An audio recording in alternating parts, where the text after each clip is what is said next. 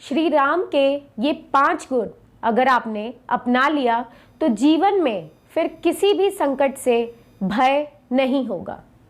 भारतीय सनातन परंपरा में जितने भी शास्त्र या धार्मिक ग्रंथ हैं वो हमें धर्म में निहित नियमों और निर्देशों के साथ साथ कई प्रसंगों के जरिए भी कई प्रेरणादायक बातें बताते हैं। हमें जीवन के सही मार्ग के अनुसरण करने में बहुत ही सहयोगी साबित होते हैं। आज हम इसी के अंतर्गत रामायण के कुछ प्रसंग की बात करेंगे जो हमें जीवन आदर्शों के बारे में बताएंगे। आइए जानते हैं इस वीडियो के माध्यम से। जय श्री कृष्ण। मार्तंड ज्योतिष केंद्र में आपका स्वागत है। मैं हूं श्वेता सिंह। रामायण की कथा में यदि बात की जाए तो राम के चरित्र की तो हम एक ही बात देखेंगे कि कैसी भी परिस्थिति हो राम ने अपने स्वभाव से नियंत्रण कभी नहीं खोया। चाहे वनगमन की बात हो या फिर रामायण से युद्ध या फिर लंका पर विजय की, हर जगह उन्होंने अपनी शालीनता का परिचय दिया है। जब राम को 14 वन के वनवास का आदेश हुआ तो उन्होंने बिना किसी विरोध के जंगल जाने के लिए तैयार हो गए। उनके साथ छोटे भाई यानी उनके भाई लक्ष्मण और उनकी पत्नी सीता भी जाने को तैयार हुई। राजा दशरथ के मंत्री सुमंत पूरे साजो सामान के साथ उनके साथ गए, लेकिन राम ने उनकी और अन्य अयोध्या वासियों को भेज दिया और अपने मित्र निषाद राजगुह के यहाँ रात्रि प्रवास कर अगले दिन गंगा उस पार जाने हेतु उनसे अनुरोध किया। यहाँ ये बात समझने वाली है कि साकेत के महाराज दशरथ के पुत्र राम किसी को भी आदेश दे सकते थे क्योंकि वो संपूर्ण साम्राज्य के मुखिया के पुत्र थे, लेकिन उन्होंने निषाद राज को आग्रह किया कि वह उन्हें उस पार पहुंचाएं।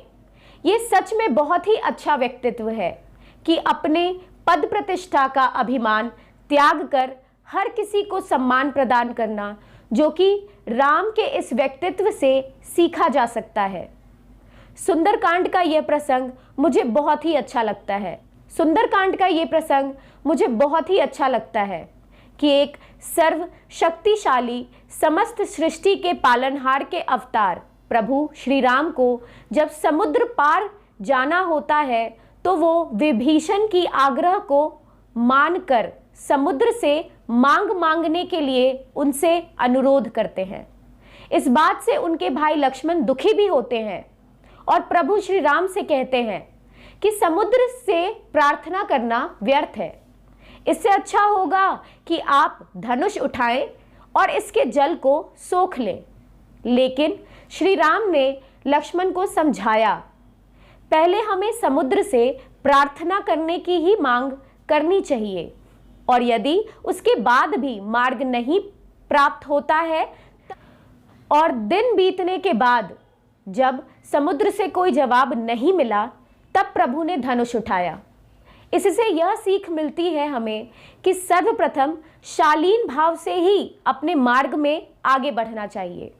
हमेशा आवेश में रहना उचित नहीं। अगर हम रामायण की कथा को ध्यान से देख पाएंगे तो राम ने एक नहीं बल्कि कई बार रावण से युद्ध के बगैर सीता को वापस करने को कहा। सर्वप्रथम स्वयं हनुमान जी ने रावण से अनुरोध किया। उसके बाद बाली पुत्र अंगद को भी भेजा गया दूत बनाकर, और जब वहां प्रयासी के उपरांत भी रावण ने अपने हटे को नहीं छोड़ा तब जाकर उन्होंने युद्ध किया।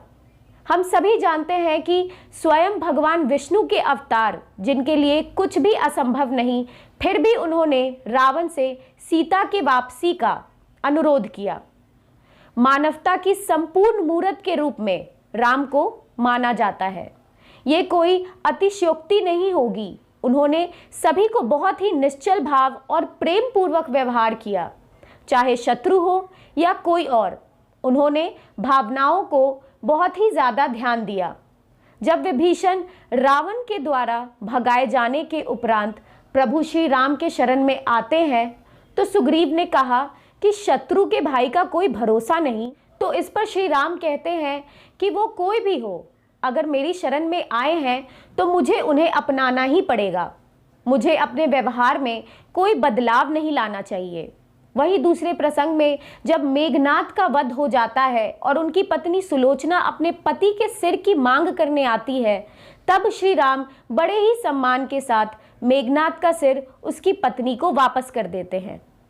ऐसे कई प्रसंगों पर राम ने अपनी शालीनता का परिचय दिया है। इस कहानी से हमें क्या सीखने को मिलता है कि आज के समाज में हम अगर देखें तो थोड़ी सी शक्ति और पद प्रतिष्ठा के प्राप्त होने के उपरांत ही लोगों के स्वभाव और उनके व्यवहारों में परिवर्तन देखने को मिलता है। आज के समय में इस प्रकार के प्रसंग बहुत ही प्रासंगिक हैं और इनसे हमें सीख लेने की आवश्यकता है।